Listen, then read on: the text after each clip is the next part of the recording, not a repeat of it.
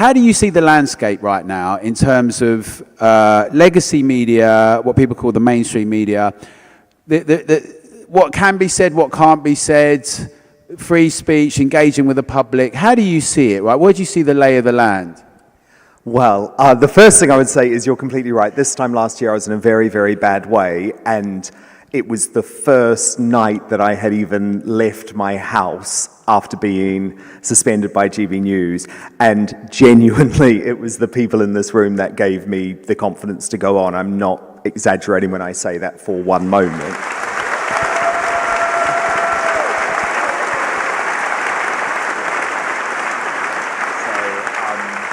So thank you so much for doing that, because it was just overwhelming at a really, really difficult time.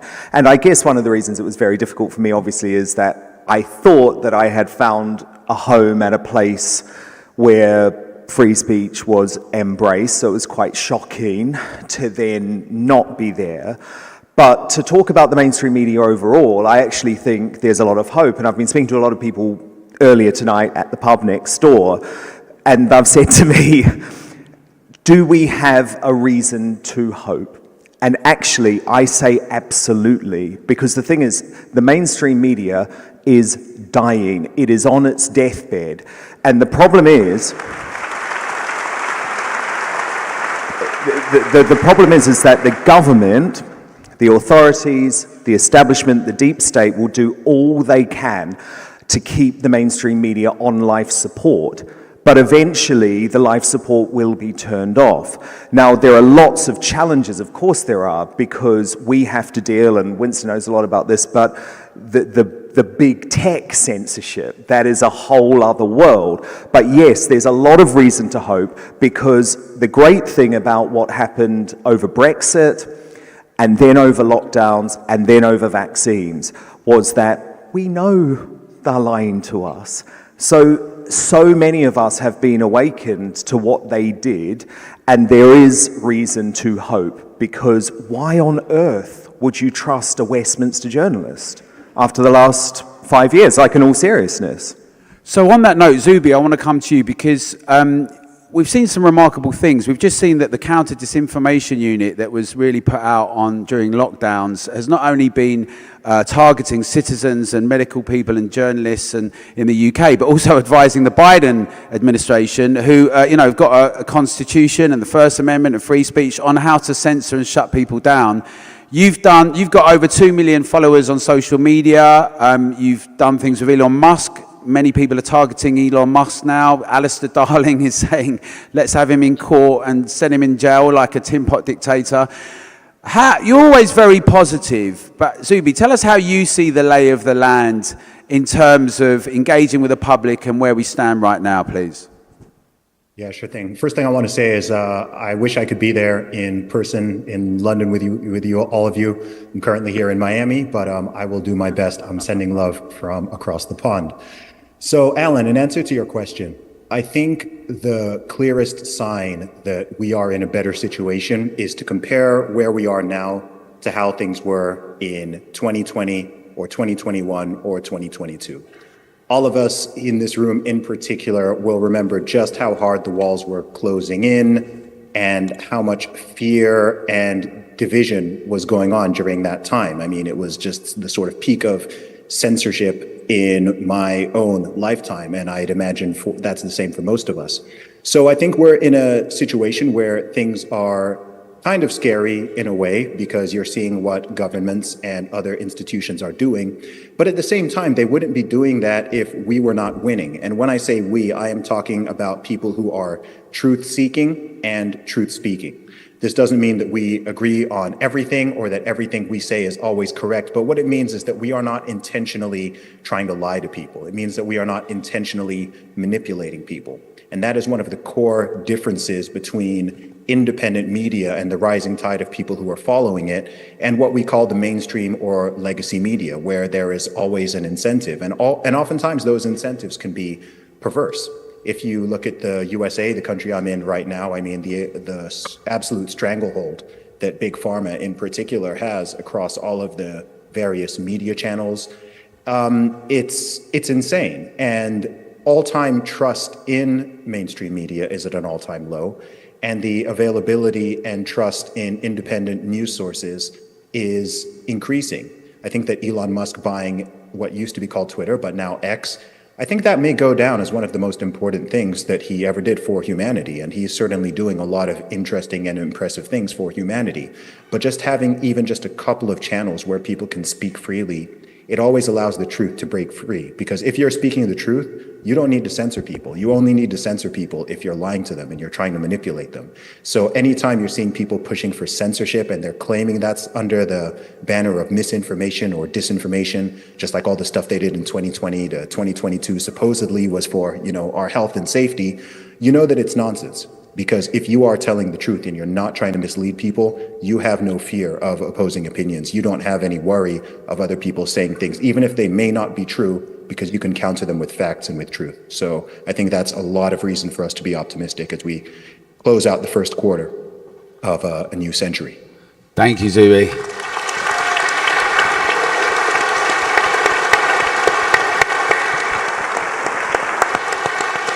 I see that Matt's joined us as well, which is good news. But Winston, I met you a while ago, and it was great when I met you on one of the demos or protests. But you tell us from your point of view, I mean, certainly in the music industry, in sport, in some other areas, it seems like some ideas are really allowed to be had. They're presented as being really radical, but other ideas are beyond the pale. But how do you see that in terms of your experience, both in the music industry, but also in being a political commentator? You've done podcasts with The Spectator, and you've got your own platform. In this conversation about the mainstream media, new platforms, and engaging with the public, and particularly young people. Well, briefly firstly, can I say thank you for having me, and congratulations on this amazing organization. Dan and I were just speaking there, we create a lot of content, and speaking a lot to camera, to actually be with people is so good for the soul. So anyway, thank you.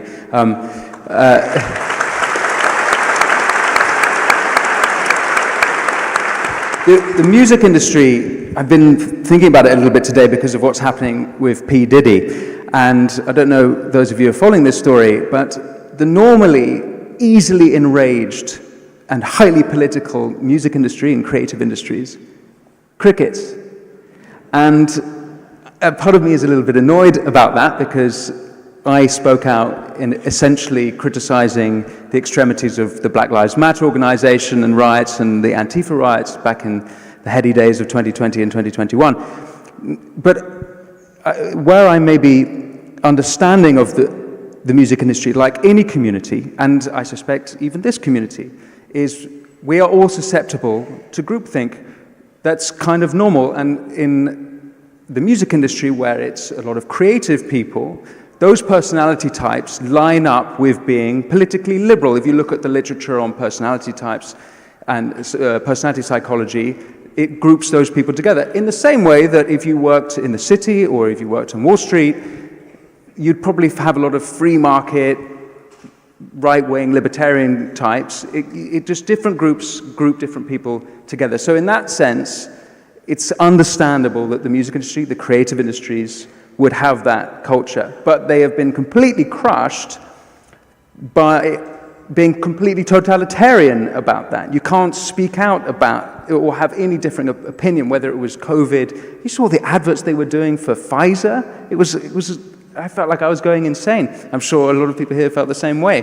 When it comes to alternative media, or media as we're doing now, I find a lot of hope, because I'm able to talk about the topics, and I can see in the numbers big responses, and it's like, oh, okay, I'm not totally crazy. Other people are interested in this issue as well. One advantage we have in the mainstream media being so closed off on certain topics is that I don't even have to be particularly good or thorough on a topic. I just have to talk about it.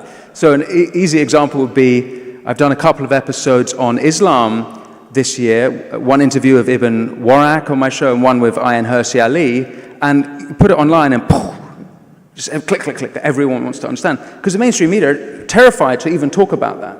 So that's a good thing. Even on YouTube, who Dan's had this experience as well, we get demonetized.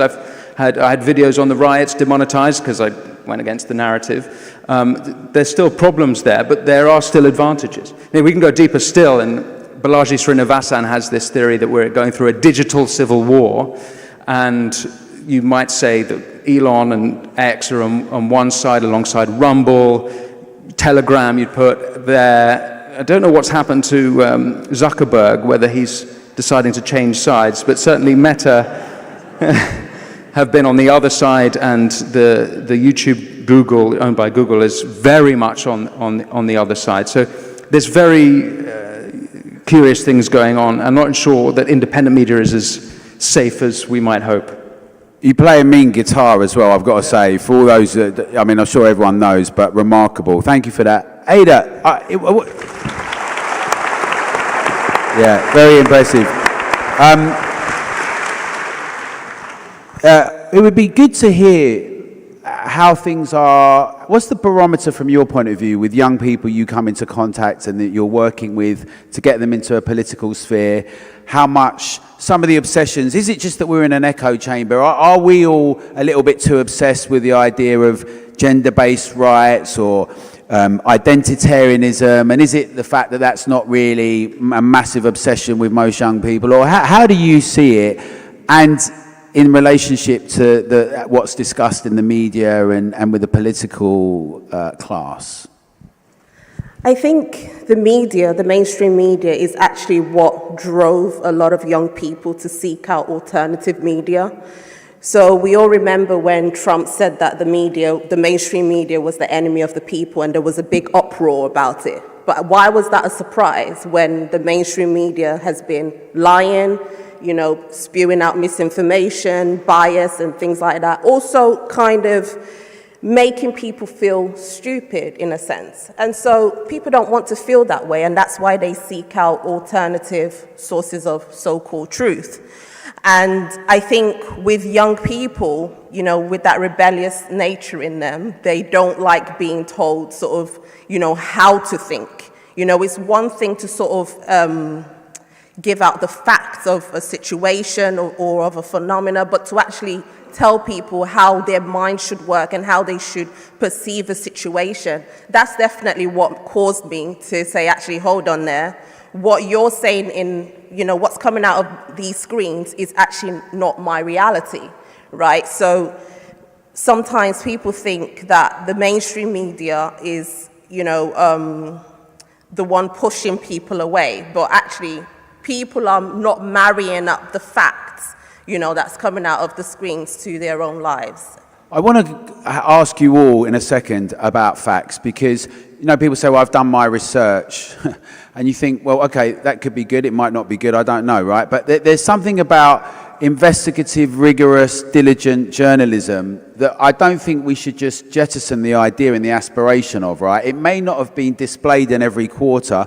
It may have come under enormous attack. We've definitely seen all sorts of nudge, fear PR, and tub thumping, right? But should we just jettison the idea of having, real diligent journalism, or is that not possible? And are we all going to get in an echo chamber? But before you answer that, each of you, I saw that Matt had joined us, and I suppose, Matt, what I wanted to ask you is, thanks for coming in. Matt's just got into Chicago. We saw your video, but you've had quite the time, but you didn't buckle, and you kept speaking, and I think that's testimony to what the spirit of tonight, courage and bravery, which many of the speakers have all demonstrated. And now you're back being an ambassador as well as a sports commentator, which is fantastic. But how do you see this in terms of, because obviously you were on the mainstream media a lot, you've been through this experience, in terms of engaging with the public and where things are, just give us your reflections, if you would, please. Well, I can tell you, Alan, firstly, congratulations on tonight, by the way. Fantastic job you've done over the last few years. Thought I'd better get that in first and foremost. But secondly, what I have noticed over the past probably couple of years now is the change in people's responses on social media to stuff that I've been posting. So when I started posting against the narrative in March 2020, I was getting 95% of abuse and all manner of things. And I can tell you that that has pretty much flipped in the last couple of years to now having 95% support for the stuff that's coming. And I can tell you from day-to-day life that the people that I meet and the people that I associate with, the people I play golf with, I socialize with, there's been a massive sea change in how they view the mainstream media now. And honestly, it has been quite monumental, the difference I've seen in people who no longer trust what the BBC are saying, what ITV are saying, what Sly News are saying. That one's for you, Dan. I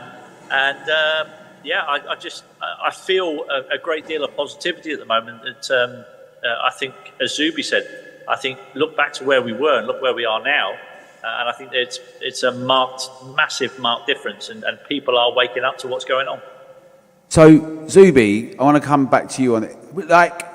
Facts are important though, right? And diligent journalism, is that going to get jettisoned in this conversation? Are we at the risk of just being in our echo chamber, that we all have the algorithms, we all end up saying we're the right ones, they're the wrong ones? We don't have to go and convince anyone of our arguments. And where do you see this in terms of new platforms, engaging with the public, and maybe the battle for ideas, hearts and minds? I think that's a great question. And there's always going to be a danger of silos and echo chambers when you are talking about the human race, because it's natural for us to want to hear our opinions coming out of other people's mouths. Not a lot of people intentionally go out to find things and people who totally disagree with us. We tend to like that affirmation. I think that's just a human situation. But what I look at the direction that things are moving in, and I look at, are things improving or are they getting worse in this front? So with the decline in popularity and trust in mainstream media, there is rising independent media, and it means that there are way more people. It's sort of a democratization of information and platforms. And are some of those individuals and some of those organizations going to end up falling into some of the same traps that made mainstream media what it is in its current form? Yeah, that absolutely happens. There are always going to be perverse incentives. There's going to be people chasing clout, people chasing clicks, people chasing headlines, people genuinely lying, right? These are things that are innate to human beings, and there are always going to be bad actors out there. However, it's an improvement, because we can actually have those conversations. If you are seeing someone who is speaking like that, right, you can use your own free speech to provide a counter narrative. I see this happen all the time. If someone puts out a podcast which people disagree with, or just a video, whether it's long form, short form, or they put out an article or a blog post, people are welcome to share their opinions and their ideas. And I think people also have to remember that free speech is a messy concept, because there's no arbiter of truth, I would say, beyond God, right? There's no human arbiter of exactly what is true. There's no single person who has all the information. There's a lot of things where we can't even know exactly what's true because it's a matter of opinion. There are many issues like that. But what we can do is we can have conversations, we can have debates, we can communicate. And at a minimum, look, we're never going to end up with everybody agreeing. There's 8 billion people in this world, and we all have massive disagreements with even people very close to us, and that's fine. But at least it means that we're all able to coexist. And I'm always happy if people are speaking, because I've said many times, there's only 3 ways to solve any type of conflict. This could be between nations, it could be between groups, it could be between individuals, it could be between loved ones. There's only 3 ways to solve any conflict. Number 1 is communication and diplomacy, and that is what I always advise. Number 2 is separation, segregation, divorce, going your separate ways. And the 3rd one is physical violence. And that is obviously not where we want things to go. So it's important we keep these communication channels open, and as long as people are communicating, even if it's spicy, even if it can get unpleasant, to me that is much better than the alternatives. Thanks, Zuby. So,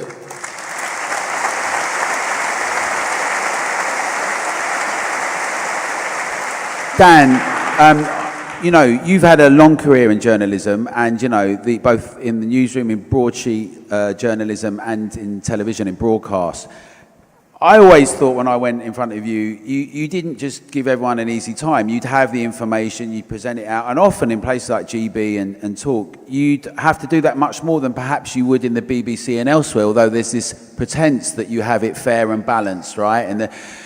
Is there a risk that we're going to end up just being in these silos? Where do you see the importance for journalism? Or is that the old idea of that search for the truth, that kind of a bit of a hack, but someone who just keeps going? Is that gone? Is that the days of Fleet Street over? And is it just everyone's out there just saying things and it's all this a postmodern world of multi-idea? Or how do you see it? Or is there a universal standard that we can say, well, these things are true, and it's just that you've got it wrong, or whatever? You know, how do you see all of that? Well, I mean, always I will judge a story on its merit, but the reality is, and I know these people, remember, the vast majority of journalists working in the mainstream media are not journalists. They are activists, but they just pretend to be a journalist and they hide who they vote for, but we all know. And so it's very difficult to have any faith in the mainstream media when you look at the huge stories that were being covered up in 2020, 2021, 2022. I mean,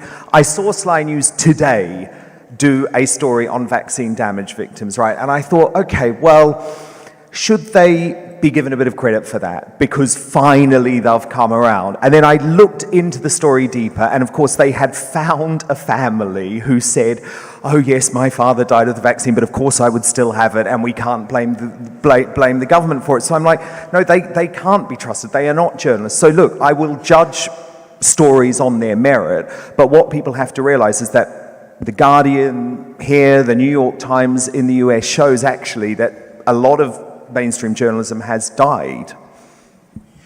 So what does that mean for us all? Just a quick thought on what does that mean for the period ahead? How do you see it as someone who's been interested in ideas and journalism and news and the truth?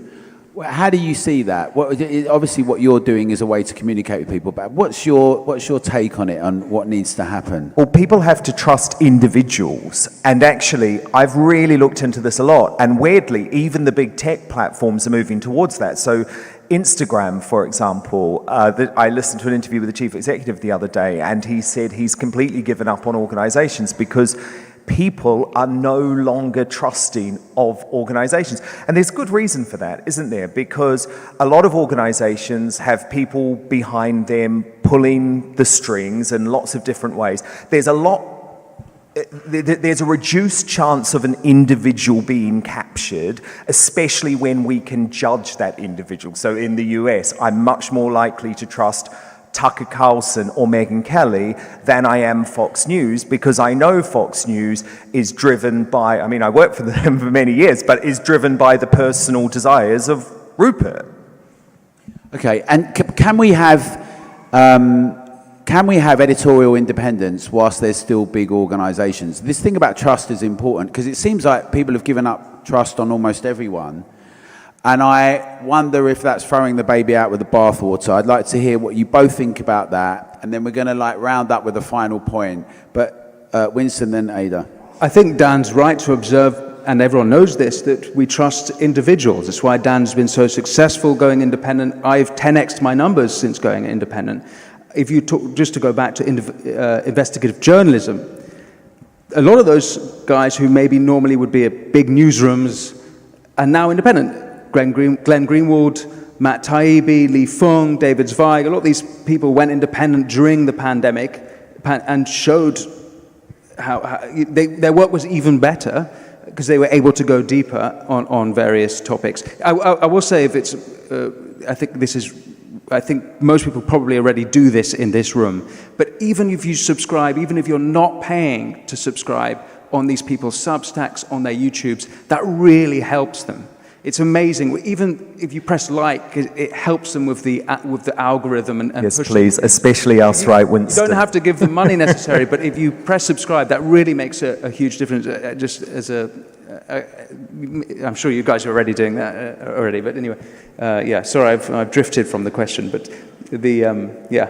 Well, but Ada, how do you do this with young people when you want to get the Equano Project, and we know people there, Naya and Manira, and people that I really respect. Really, when you're bringing with this deficit of trust, is it throwing the baby out with the bathwater? Because some people say to me, "Well, what is democracy anyway?" And I actually think democracy is really important, because when you haven't got it, And freedom, I said, well, we haven't really got freedom. Well, you know when you haven't got it. And it is terrifying that we could have the police come around for saying things and posting things. And that's what freedom is or is not. And I wonder that thing about trust and younger people and having an influence in the political sphere and some of the things that you're doing with the project. How do you see all that? So we definitely need something that unites us. And I think the mainstream media is, you know, the one that is pushing and dividing people completely. And our work is to bring that commonality again. And that only happens when we're able to debate. That only happens when we're able to, you know, look at all the facts, look at all the information and come to conclusions. And we shouldn't be afraid of that. Now, I agree with Dan when he said, when he mentioned the sort of activist nature of, you know, the mainstream media and journalism.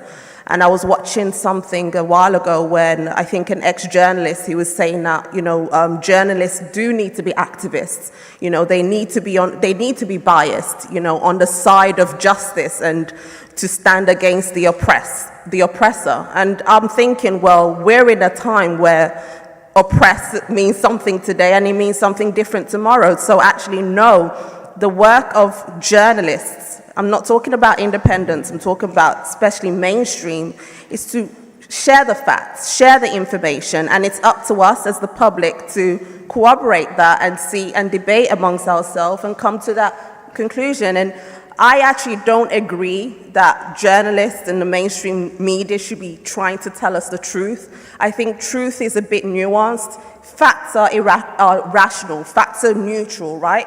I can tell you the temperature in here is 24 degrees or whatever, it feels Hotter. like it.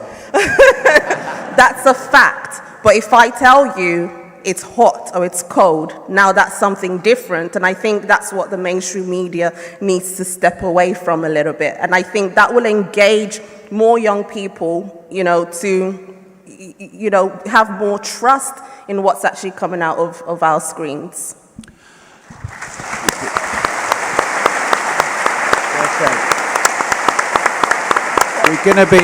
We're going to be wrapping this session in a few moments, but I want to ask, like, so Zuby, one of the things is we've seen the Twitter files, we've seen the lockdown files. There's a deficit of trust. There was a deficit of trust before this. We've also seen in the States very big articulation of divisions between people. You know, you had the idea of the American dream and Americans, and increasingly that became hyphenated and identitarianism becoming more of a thing. And here there's a sense in which some people think that it's actively being encouraged that people are posed against each other. Others would say that it's just the content of the politics, that people are kind of saying it's much more about my identity rather than having a common interest. I mean, I think all of us have seen how you do articulate things, but what would be your message to everyone in the coming period, in the year ahead and the time ahead? People are interested in having an impact or in seeing things go in a certain direction. What are your words to encourage that, and how would you like to see things play out? To end on. And my first thing would be to tell people to have faith and to have hope. In terms of what is practical, I always recommend to people that they control what they can. If you look at your own life, if you look at the situation of the people around you, your friends, your family, how those relationships are going and how you treat yourself and the things you do on a day-to-day basis, that is not determined by the government, it's not determined by politicians, prime ministers, it's not determined by the mainstream media, anybody like that. It's primarily determined by yourself and how you choose to act day to day. So if you truly want to be empowered, I recommend for people to do what they can within their own locus of control.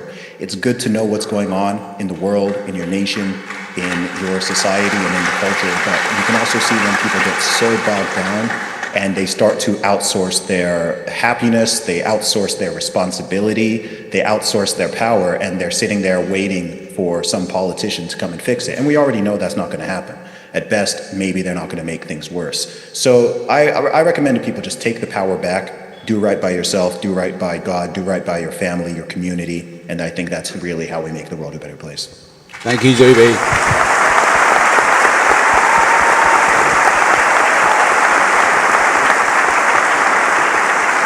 You're popular in the room, Zuby. Matt, just a final reflection on things, right? It's been a crazy period, to say the least.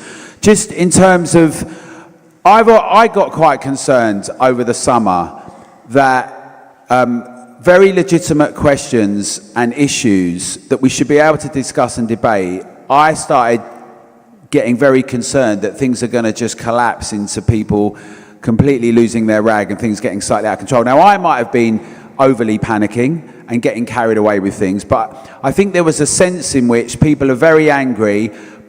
There's things like two-tier policing, two-tier justice. I know we're told we're not allowed to say that, we might get in trouble, but it's observed by many. But is that overly negative? Oh, is Matt gone? All right, thanks, Norris. So Matt's gone. So we'll get an answer from him later. I'm going to come back this way because we're going to finish with Dan. As it happens, Ada, I mean, I can put that question to you. Some of the discussions over August and September with many of my friends and others, and people come from backgrounds of the left, centre, the right, and all of that, but concerns, right, about what was going on, and are we just getting nudged and pushed into a certain direction? Is it about should we be able to discuss these things really openly? We've seen some things result in violence from, let's just say, from all sides. What's the way out of all of that? Yes, so I think the theme tonight is courage and bravery. I do think that there does need to be some courage also within our so-called circles, in terms of, talking more about responsibility when it comes to free expression and free speech. I see free speech as a tool, but like every tool, it can transform equally as a weapon if it's not used with care. Now, when I mention care, I don't mean being afraid to speak or sort of being shy or cautious, because sadly, we are in a time where there is a lot of sort of bias and partiality. We mentioned Bernie earlier and the thing that happened to her. And, yes, some people were saying that it was absolutely despicable what happened to her. And some people said, she deserved it. But like someone mentioned, I'm not sure if it was yourself or Neil that mentioned, free speech has to be free speech for all. Where was the outrage when Sasha Johnson, the BLM ambassador or whatever, when she said that those who wrote the race report needed hanging? Where was the outrage then? There wasn't. So we are seeing a one-sidedness of things. And I think until things balance out, we are going to see more of this uproar and outrage of people not feeling heard, and they kind of, throw tantrums, as they say. Thank you.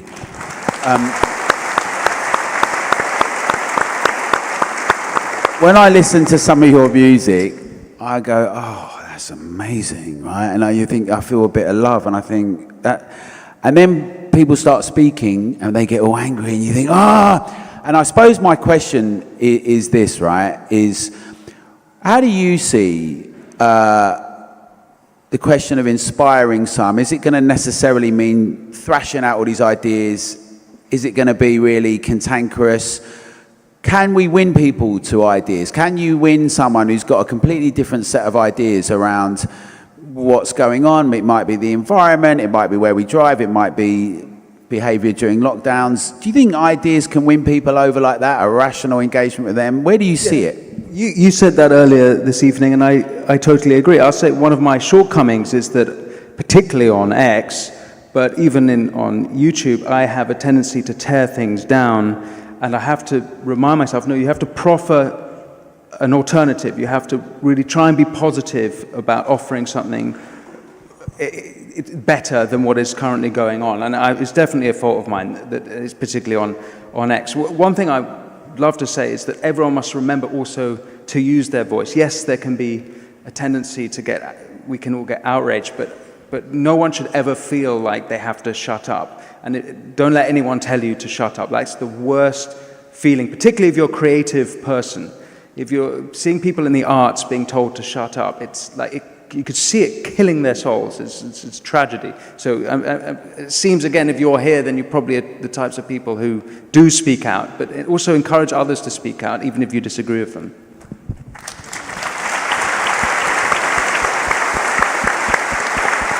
Dan, I mean, maybe you're a bit of a political warrior and a culture warrior.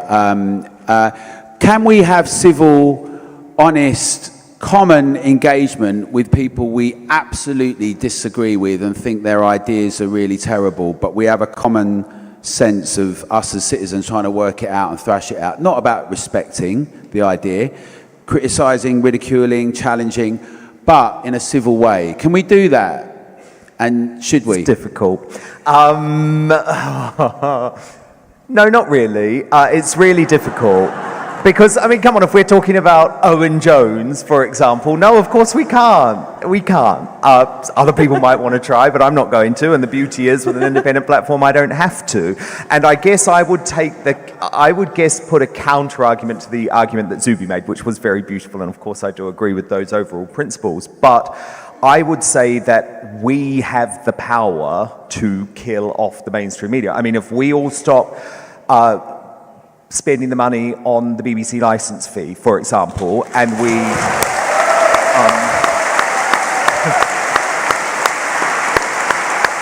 but if we used that money to support the journalists or the voices who we love, and they don't actually just have to be journalists. I mean, for example, Adam Brooks is here tonight, and Adam Brooks is someone who obviously is a big Together Declaration guy.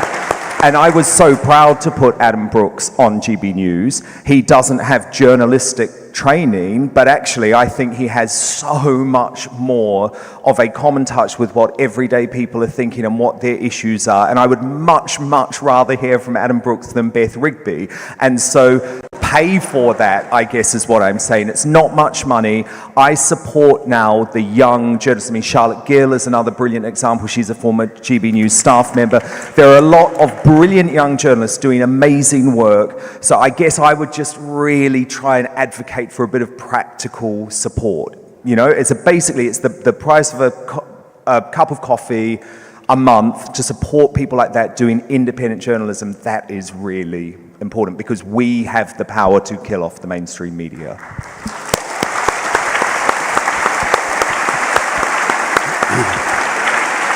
Fantastic, guys. I want to thank our panelists. Zuby, thank you, brother.